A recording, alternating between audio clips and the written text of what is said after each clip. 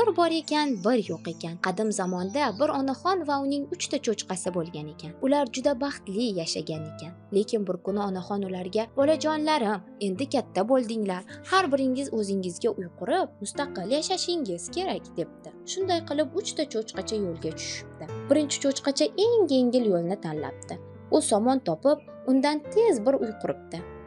"Mana endi dam olaman", deb quvongan ekan. Lekin oradan ko'p o'tmay yovvoyi bo'ri kelibdi va "Cho'chqacha, meni ichkariga qo'y", debdi. Cho'chqacha javob beribdi: "Yo'q, senga eshikni ochmayman", bo'ri baqiribdi. "Unda puflayman, uyingni uchirib yuboraman".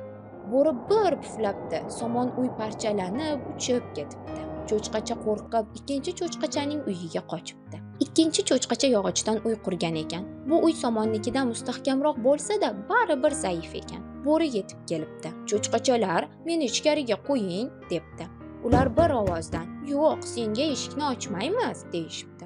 Bo'ri g'azab bilan aytibdi: "Unda puflayman, uyingni qulataman". Bo'ri bor kuchi bilan puflabdi. Yog'och uy ham yiqilibdi. Ikki cho'chqacha jon jahdlari bilan uchinchi cho'chqachaning uyiga qochib ketishibdi.